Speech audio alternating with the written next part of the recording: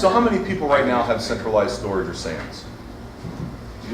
How many people have investigated going to a SAN or centralized storage? How many people know the benefits that come along with doing centralized storage in a SAN? Okay. Rich, may I ask which model you have? We use NetApps. NetApp? Yeah. Very good. Co-location, disaster report, disaster recovery, as well as the main application. Okay, so that's getting into something we're going to talk about, what to consider when you look at a SAN, which encompasses a few things other than just storage, right? We're going to start out by talking what's the difference between traditional server-based storage and a SAN NAS or NAS solution. That technology is becoming rather blurred today because there's lots of devices that are kind of doing a hybrid of both SAN and NAS solution. A SAN being storage area network. They call that block storage, so I can give a LUN to a server, and a server can use that for storage from a centralized point. Now when you get into VMware, you have centralized storage, you can implement failover, HA, and all those other things. But that's entirely another discussion. A NAS solution is kind of like a Windows file share. So you can share out files that way. There's different ways you can do it. You can implement deduplication sometimes, like with now, are you guys doing primary? Yes, for primary dedupe and just running all of our VMs, VM volumes and stuff run off of it through NAS. Okay. So those are the differences between a SAN and a NAS. And again, those are becoming very clouded today. There's products coming out on the market right now that do both. Block storage, you can give out a LUN to a server, and you can use it as a NAS as well. And a NAS you can use for backup targets, you can use it for file targets, you can use it for lots of things. So again, when you centralize your storage, you're really doing a couple things. You're making your infrastructure very nimble. You can do a lot of things with centralized storage. So any questions on the differences between a SAN and a NAS, or where you might apply them? So when you talk about a LUN, so I've got servers, okay, and I want to use a SAN or so how? Yeah. So a LUN is simply a logical unit number, and it says this is a chunk of storage that I'm going to give to my server, and that server uses it and looks at it for local storage to that server. Okay. Could I add a few? Hey you guys, I work as a database administrator and I use storage an awful lot, and I used to think that I knew everything there was about storage because we've all been using this for many years. There is a reason people like Jeff exist in the world, and believe me, he's the kind of guy that you want in your storage solution. Just real quick, from a user perspective, difference between a NAS and a SAN, if you're in the field and you want to spot it, a NAS typically is a little box sitting somewhere very close to the servers that you're working on. Okay, it's network attached storage, which means a couple of disk drives connected over the Ethernet cable. A SAN, on the other hand, and correct me, Jeff, if I'm wrong, because I haven't seen nearly what he has in the field, a SAN is typically cabinet mounted, and it's in the data center, and it's going to be about this wide and about this tall with lots of blinky lights. Okay, there are big differences between the two, but as Jeff has pointed out, the technology is emerging over time. SANs are way more complicated than NASs. NASs are pretty much like an external hard disk with a lot of smarts in them too. But one thing I'd like to talk about too is, why did SANs become popular? Does anyone know? Massive amount of storage they can hold. Yes, but you could also build massive storage other ways, but you're right. You can get a lot more into a SAN because it has more empty slots to put a lot of disks in. Jeff, how many disks would you say is in a typical SAN that you encounter in your day-to-day activities? That's a really hard question. Since we deal with customers anywhere from small size to enterprise level, we've seen anywhere from 1 or 2 terabytes to petabytes. We have installations with petabytes, and we have installations with several terabytes. So, but Jeff, back on the it disk, scales. back on the disk count level, how many disks are you talking? 10, 100? Usually, a minimal configuration might be, 15 drives. It's not going to handle a lot of I/O, but it's going to handle some things centrally for you. Again, the the issues, the things to look at for performance are number of spindles. The spindle can only put out so much I/O, but then you can augment that. You can augment that with performance increasing controllers that do caching. You can in the example of certain things, you can add accelerator cards to accelerate the performance rather than looking to add disk units. And of course today we can now add a small amount of SSD and do some application caching as well. That's another ability that the SAN gives you, is to recover from individual application performance problems by becoming nimble enough to introduce some SSD for some application caching and that sort of thing. SSD getting fast for hard drives now? Oh, SSD is very fast. and it just depends what type of SSD you implement. There's several different types of three different types of SSD inherently. There's MLC, SLC, and now eMLC, which is a good hybrid of value and longevity, mean time between failure. Yeah. Okay, back to answer my own question. The reason shared storage has become so popular is about reusing resources that are not at their full capacity. It's also got to do with the consolidation and virtualization trend that we see going on. It isn't necessarily that it's the best solution for every particular need, but it is something that is needed in order to do the consolidation and have multiple systems share their resources. And again, if you can have one large disk pool, you can do thin provisioning. You can take and serve disk out of that large disk pool, and it's way more efficient than having individual servers and having a lot of wasted disk space as well. So here's a nice picture of a traditional SAN in a rack. Okay, what we're going to have is we're going to have a lot of disks in the SAN. One of them I ran into last summer before we met Jeff. 72 disks they had, and they expected screaming fast performance because that's a lot of disks. But unfortunately it was very, very slow because there were other issues involved. It will have a storage area processor, meaning CPUs. These things are beast computers. They are very, very smart about storage, not about everything else we do. Some of the terminology you hear when you talk about a SAN is JBOD. What's a JBOD, John? Just a bunch of disks. It sounds silly, but that's a good point to illustrate what the SAN is. Each shelf in the rack holds disks.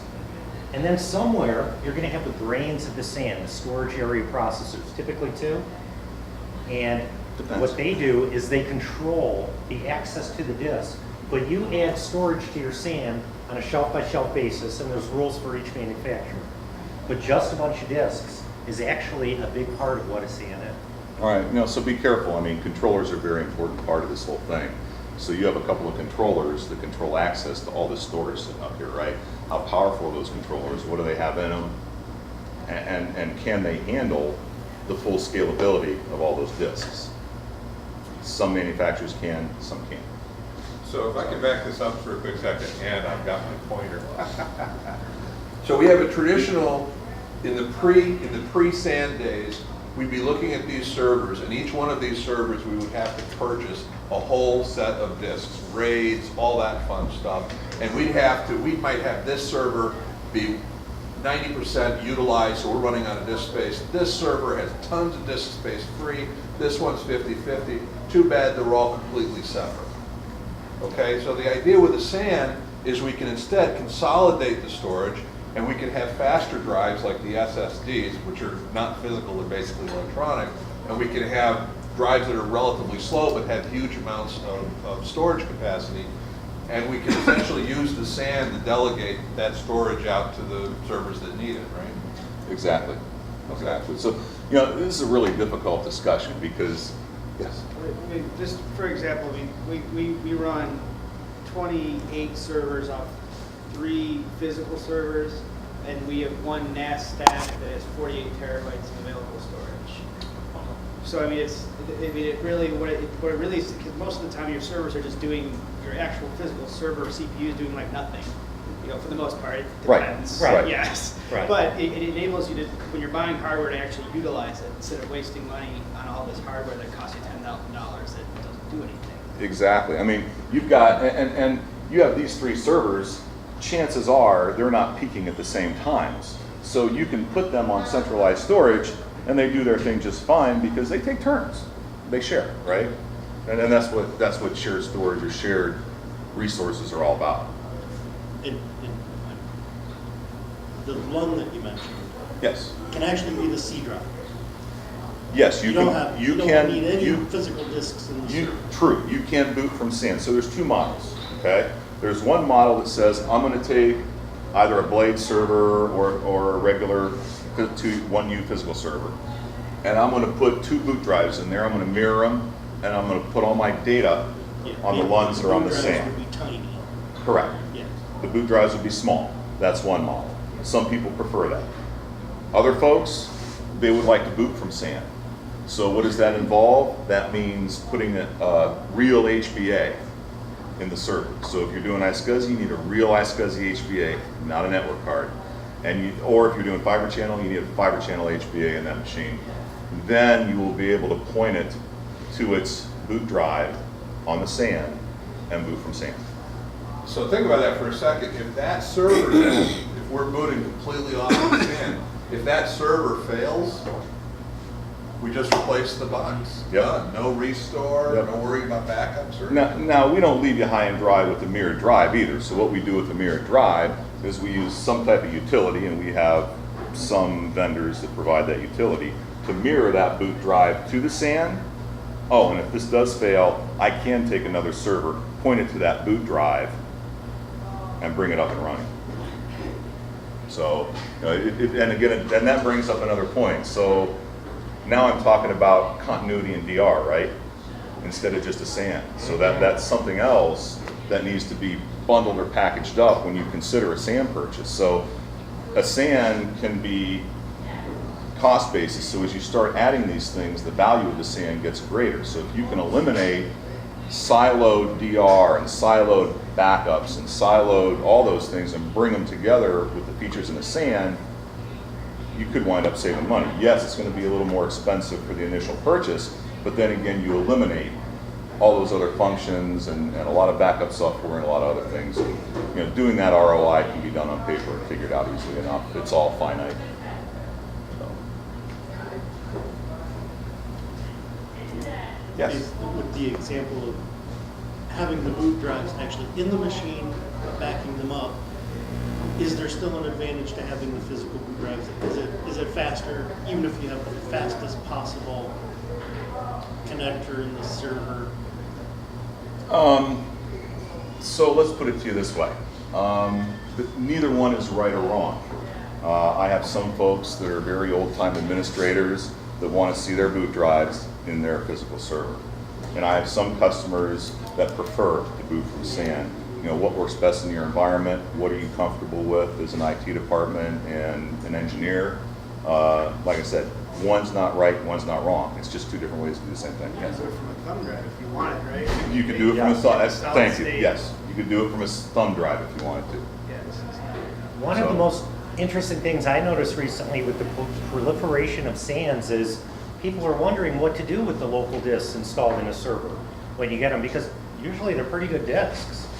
But if we have our whole model set up to utilize the SAN for our DR and our primary storage and our backup and that, what do you do with them? One of the things SQL is doing now is it's allowing you to put your temporary database on the local drives. And you'll see more and more of that innovation, I think, as things come forward. So some common terms.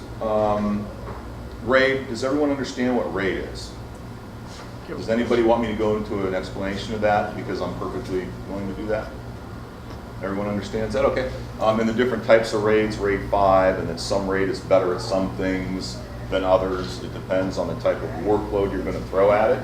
Sometimes RAID 6 would be better, RAID 5 would be better, a mirrored drive set would be better, RAID 10 would be better. It just depends on the type of workload you're going to throw at it. Sequential, random reads and writes, and that sort of thing. And that's my job to figure all that stuff out. So understanding that today is probably not going to happen in depth.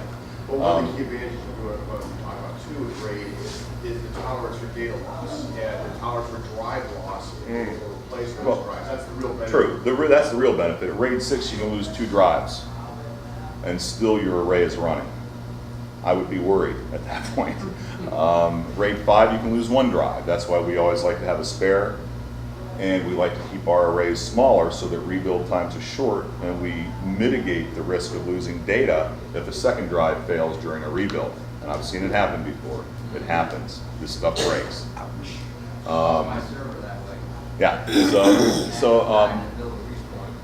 You know, most sensitive are those folks that tend to try and stretch their equipment to 5 and 7 years. They're the ones that have to be most concerned about that type of situation. If you know you're in that situation, design for it. We can do that, and we can help you do that too. Okay, we understand budgetary constraints. We understand the way things are today, and it has to all play together and work right. Fiber channel. It's a little bit more expensive to get involved in fiber channel. I believe in fiber channel as a protocol. I believe it's more efficient than iSCSI. iSCSI, I'm putting SCSI commands on top of TCP/IP, and that is not as efficient as native fiber channel. However, again, one's not right or wrong. What's your workload? iSCSI is perfectly acceptable and will work fine in a lot of environments without any problem at all. Of course, now we're going to 10 gig iSCSI, but I still have to ask the question, why not use the more efficient protocol? And how many people would feel safe doing a converged network with their back-end disk network on their production network if something breaks? So there's lots of concerns there to filter through and evaluate for your organization and see what's right. SAS or SATA. SAS is fast, SATA is slower. Bulk storage. The point is we can tier these in a SAN. We can have some fast, we can have some faster, and we can have some slow stuff. And we can use them properly and accordingly, and we can tier that out and make efficient use of the expensive disk. IOPS, that's input-output operations, and we're going to talk about that in some screenshots coming up, so we'll get more involved in IOPS later. Throughput, megabytes per second. What kind of bandwidth do I have to my disk, and what kind of bandwidth do I have for a response from my disk? Latency, how long does it take to get that response? So a disk manufacturer might say, I can do 4,000 IOPS. Yeah, how long does it take to get the response back when I'm throwing 4,000 IOPS at it? That's one of the critical things to look at. Benchmarking. We like to do benchmarking. We like to benchmark an old SAN, which means I'm going to monitor it and I'm going to see what it can do and what it's capable of doing. I don't care what they say. Okay, someone will tell you, this SAN can do 100,000 IOPS. That is perfect sequential read IOPS with a very high cache hit ratio in a perfect environment. Yeah, and I can tell you that on any storage can do that. You know, so that's why we do benchmarking. We want to show you what it can really do in an environment. Any other terminology or concepts related to a SAN anybody would like to ask while we have Jeff here? Any other questions? Doesn't have to be up here.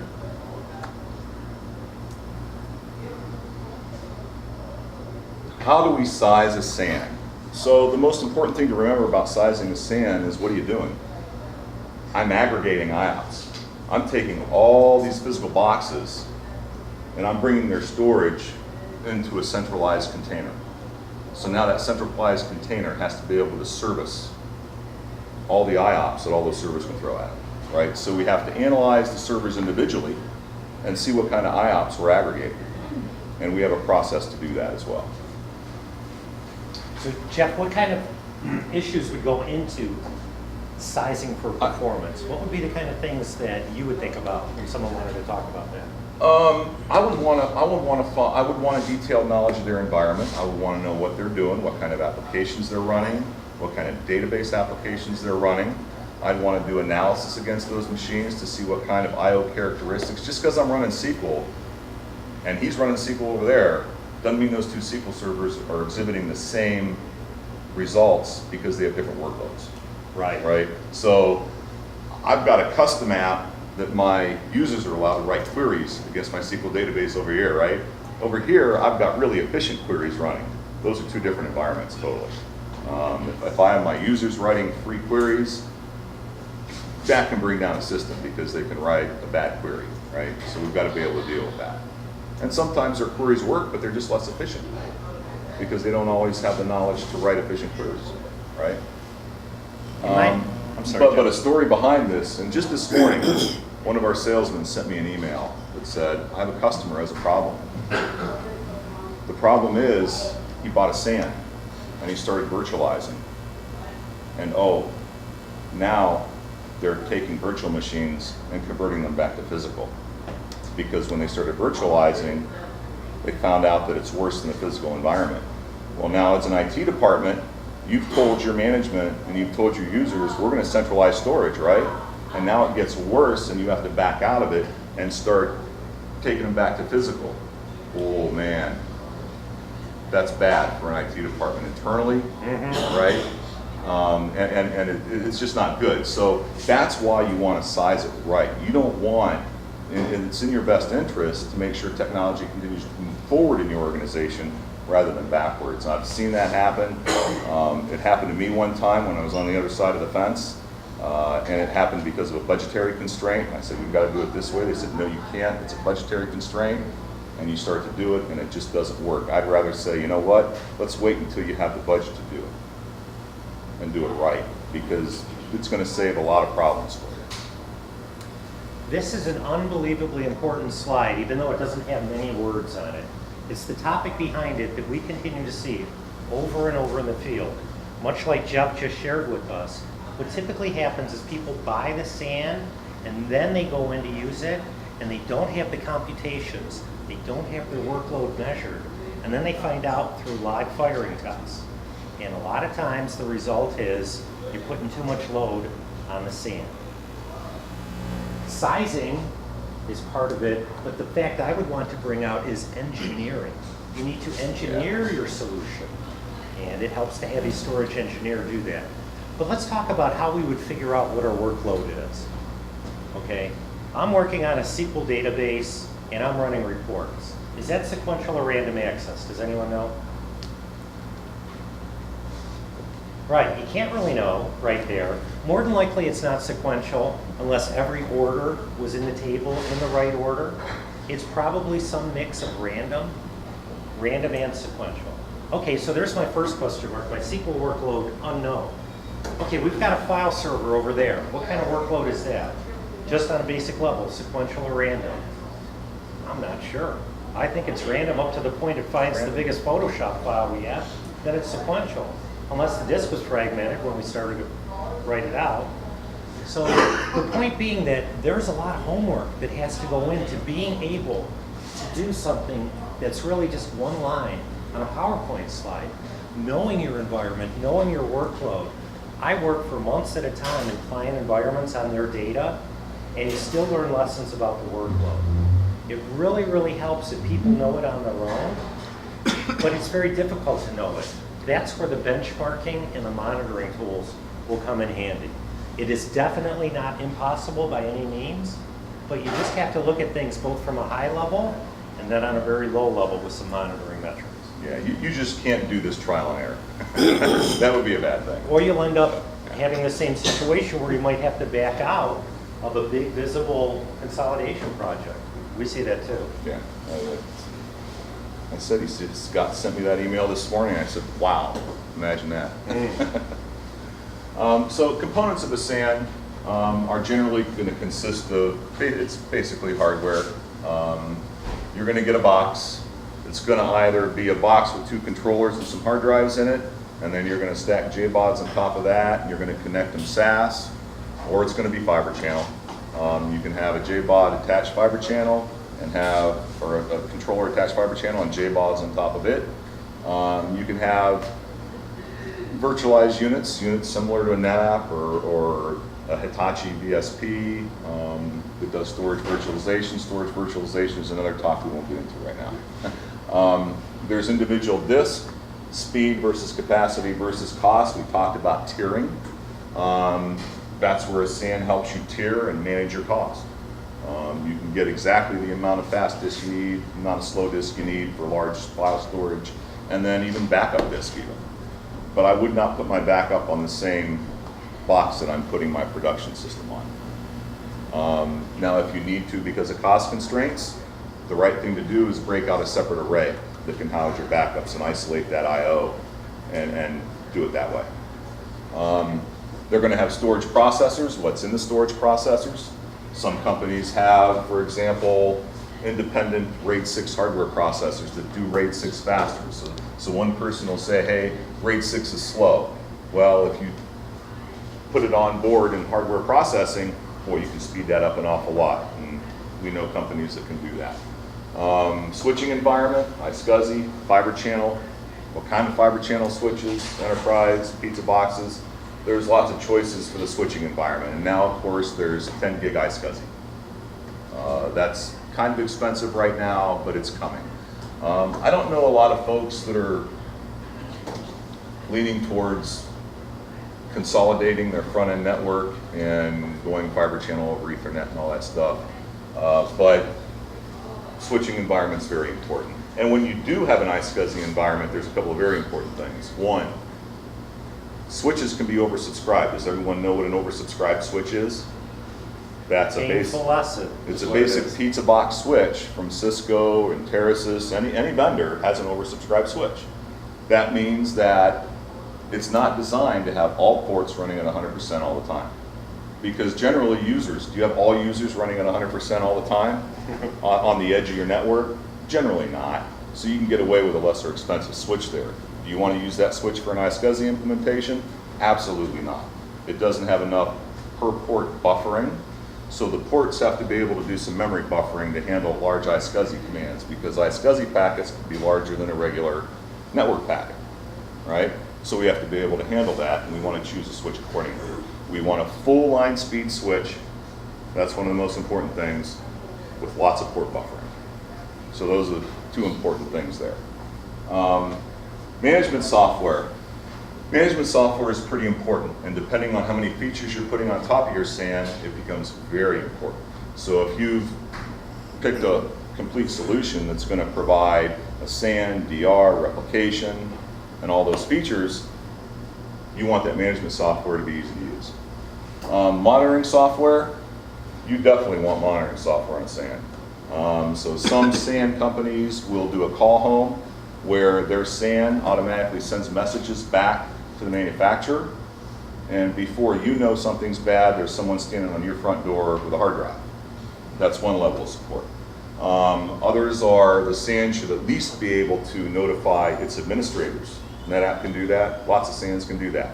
Very important. If you have a hard drive goes bad in a RAID 5, you want to know right now, and you want to replace it right now. Okay. Any questions on any of those components? I'd like to beat on this one a little bit more. Why is it called a SAN instead of a shared, just a bunch of disks? This one took me a while to catch on to. Because the switching network is a huge part of the SAN, storage area network. And what Jeff was saying before is the way that you get to your storage is of critical importance. Now, all of us know on some level how a network works. We have a switch out there, we plug blue Ethernet cable in, and bada bing, we're good to go. The SANs actually exist on another network, separate than the one that we plug our blue Ethernet cables into, that's high speed, optimized for disk storage, yada, yada, yada. It's supposed to be high speed and optimized for storage. There's a lot of different choices here and a lot of budget considerations, and sometimes it's not configured optimally if it's configured properly at all. Right. And one, again, one's not wrong and one's not right. It's what fits best in what environment. What do you have the budget to do? Where do you expect to grow? And how to architect that solution. So there's lots of things that come together and come into play there. Now let's, I'm sorry? Go ahead, make your point. So, just to show, kind of highlight what's going on, we really have two slices of the network. We have these guys who are all the clients and everybody attaching to the servers. And that's, you know, what you're talking about, your traditional, these guys are not using the whole switch environment up. You know, every workstation going for every piece of resource they can see, so on and so forth. But then we've got this other switching environment, which is how the servers connect to the SAN. They could be saturating the switch environment, depending upon how busy those servers are. So the configuration you do for this switching environment versus this switching environment is significantly different. And that's where we start talking about the fiber, and that's where we start talking about the iSCSI and all that kind of thing, is how we do this communication between the servers and the SAN. Right, right. Is it wrong to put iSCSI production on your front-end network switches? No. If it's designed properly and you're not going to kill your users and regular network connectivity, no, it's not wrong. We can argue it that way. Yeah, you don't want to kill your Right. users. I found that out the hard way. Okay, one more thing I'd like to say on that. Are you done overriding me, Bob? So far, is this too basic? Is this good? Is this what everyone expected so far? This is a good takeaway. This is a painful lesson from the trench. I like to stay on the same topic until people are sick of it. Okay, let's talk about how we retrieve data from a traditional hard disk. All right, it's direct attached storage, meaning it's right there in the server.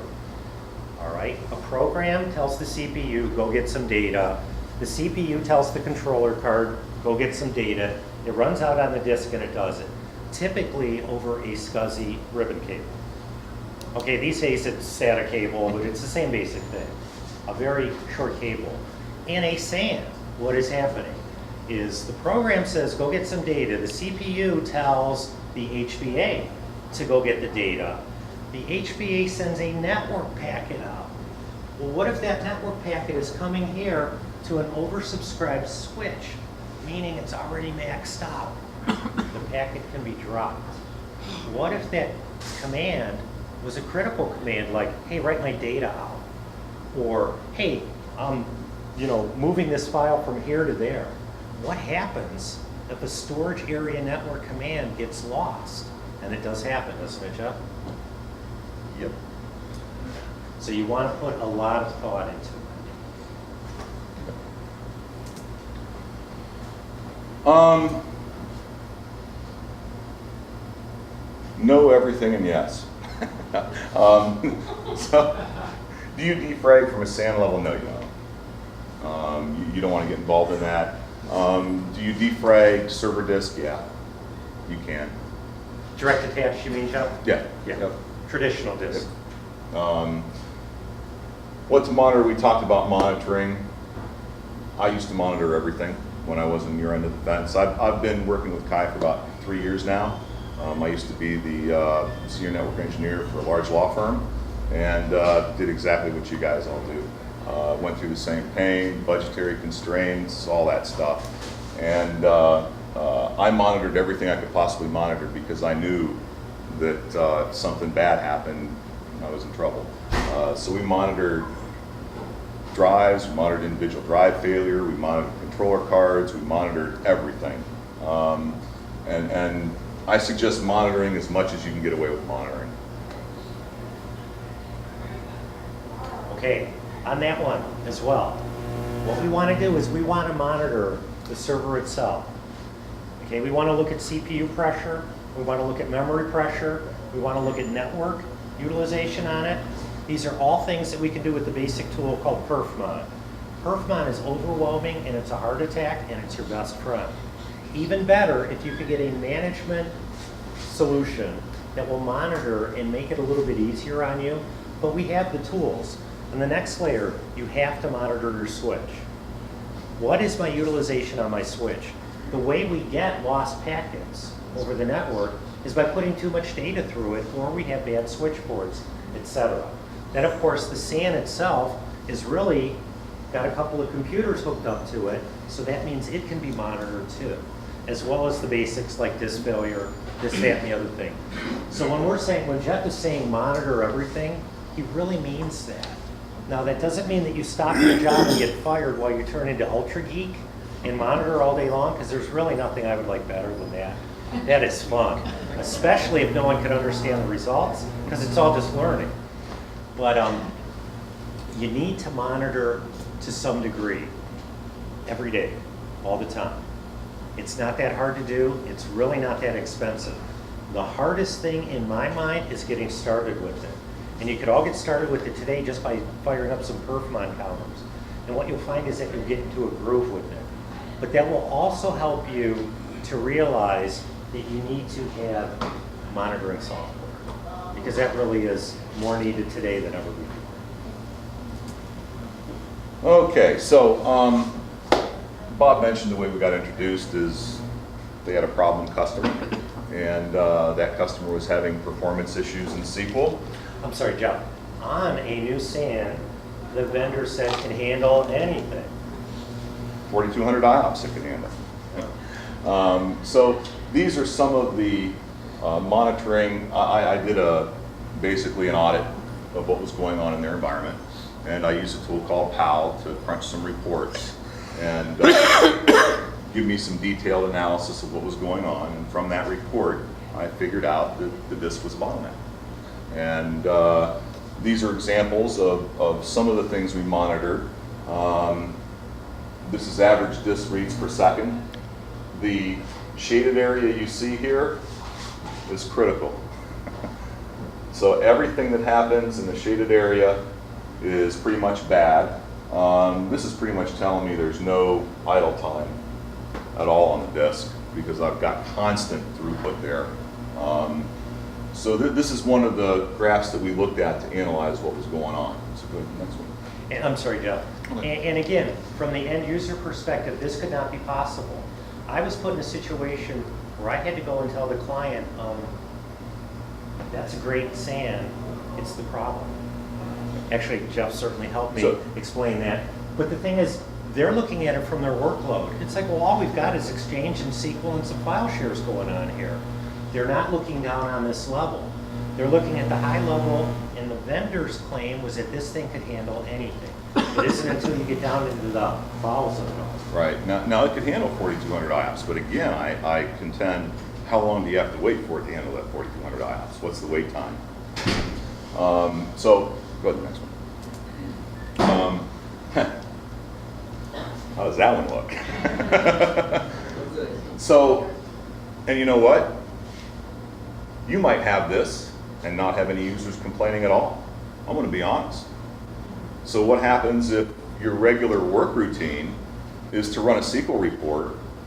That report's not due till tomorrow, right? And every day you run it at 1 o'clock in the afternoon and you go do other things. Nobody notices, that report finishes and it's all done. It could produce this kind of a graph.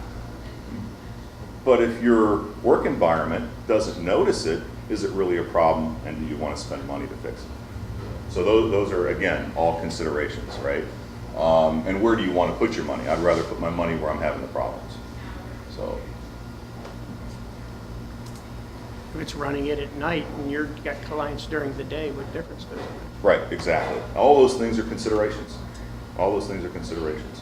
I agree that typically isn't a problem. One thing we're seeing more and more of with large volumes of storage out there now, and SANs and consolidation, is backups that are taking 24 hours to complete. Backups that are spilling into the workday. It used to be that we had, I'm smiling because this is my first question, where's my maintenance window? When can I fix the indexes? Maintenance windows don't exist in a lot of environments anymore. Not anymore. Not anymore. So so when you, that's a consideration in your environment. I deal with one company that I forget downtime. I have to do it between shifts. I had 20 minutes to transfer 14 VLANs to a new switch, period. No excuses. And we were able to do that, but that's an environment where there is no downtime. When you're buying a SAN, are you going to automatically solve your storage and performance problems? Not automatically, no, not unless it's engineered properly and done right, no matter what size the SAN is, right? You could actually be bringing new problems in you're not prepared to deal with. Right. So SANs just work? No, they don't. Again, if they're not sized properly, they don't just work, and they don't work right. We see issues time and time again with SANs that aren't implemented properly. And will it handle everything? If it's sized to, it will. If someone engineered it properly, with your environment foremost in mind, then yeah, it works properly in your environment. And is a sand a sand? Is a sand? Is a sand? Is a sand? No, not true. We have some companies that build disk to put behind software virtualization engines. So that's just disk. They don't want to put any intelligence to it because there's another engine in front of it virtualizing that storage and giving you features like snapshots, replication, time marks, and different things that you can do with that data and start to get rid of tape maybe because you can take snapshots, right? And you can replicate that data to another box with lots of disk and save a time mark every day for 60 days. Now I only have to take one of those snapshots or time marks and throw that off the tape once a month, right? So that's basically some of the things you can do. Besides the fundamental technology differences Jeff was just alluding to, there's also different tiers of sand vendors out there, isn't there, Jeff? There are. Some of them operate, you know, a lot of them like to claim to operate in all spaces. You know, like EMCs of the world are trying to get into the small to mid-tier business. They're not equipped to do that right now. Because their traditional focus has been the high end. Right, it's been the high end, the enterprise, and that sort of thing. So, I attended a webinar by a database administrator a few months ago, and it is funny to hear these guys get excited because they always ask people what kind of sand you use and what kind of sand you use. If you answered with certain ones, he would light up right on screen, and if you would answer with other models, he would, you know, not really say anything. I will never say that this model is good or that model is bad, but it's just good to be aware of. Not only is where position in the market important, but where does it really end up in the end? For example, my understanding is that Hitachi and IBM are true tier 1 level storage area network solutions, and that they have the components, typically the storage processors, controller cards, etc., that allow them to truly deliver on the claims like that. yep. There's several top tier vendors, several mid tier vendors. You know, again, what's best for your environment, what's works best for your business model, your IT department, and your specific needs. It's also how much support do you want, like when you call them, how quickly are they gonna get back to you? Yes. Because you have all your stuff sitting on a sand, if you got a problem, you got a big problem. You need to build somebody, Right. you need someone to call to fix it. Yep. And you have to have that. You have to. Right. Yep. So the takeaway on this is the Acme sand sale is probably not where we want to be getting our Right, and you know what, I'm glad you said that. So as a VAR, High Corporation, when we deal with vendors and we deal with customers, we are another resource for you. We are not just there to make a sale. We have an engineering department. Our owners maintain 3 engineers on staff for just that reason, because we do add support to the game, and we have come to the table many times to solve problems that the manufacturer couldn't solve and the customer couldn't solve. But we also have the benefit of seeing multiple vendors' solutions and understanding how each of them perform their strengths and weaknesses. And that's the Exactly. advantage of having your own IT. You see one vendor at a time. Right, so we're not a catalog company. You know, if you want to buy a box, if you want to buy a printer, CDW is a great place to do it. If you want to have in-depth engineering done on something, give us an opportunity. We can definitely help with that. And if you want to put us up against CDW, I'll do that anytime, any day of the week. So.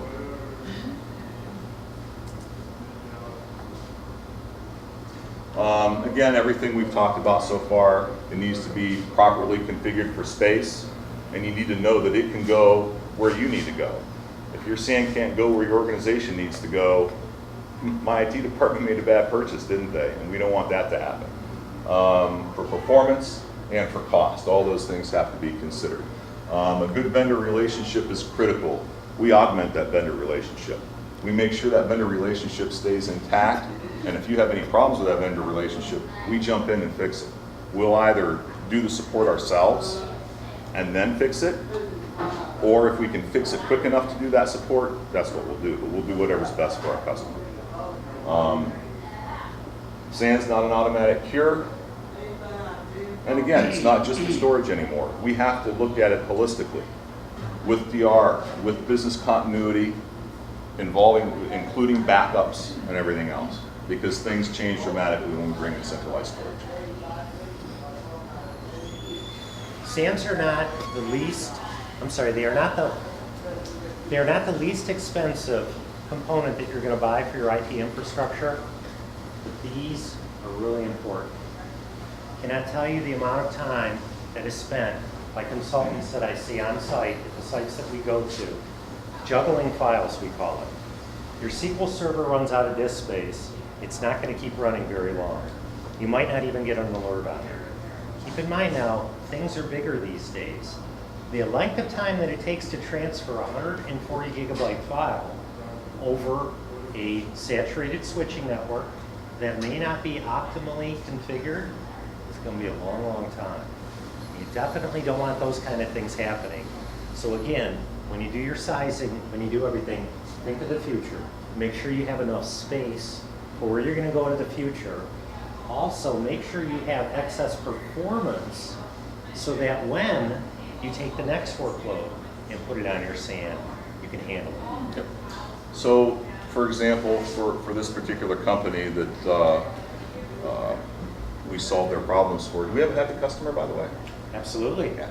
I hear from this individual often on his own. He calls me, just expresses his satisfaction. So anyway, what we did for them is Doug called us. They indicated they were having issues, and what we did is we said, for a nominal fee, $800, we'll come in, we'll evaluate your environment, we'll tell you what we think is wrong.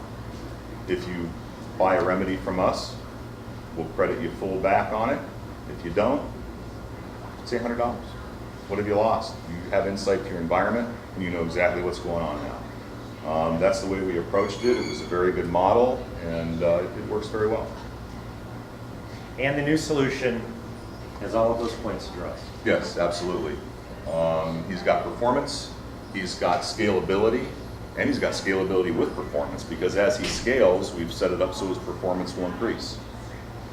So it turned out to be a great solution. The only problem I have now is he doesn't want to talk SQL anymore. He wants to show off his new SAN all the time. Look how easy this is, a time mark, a snapshot. So,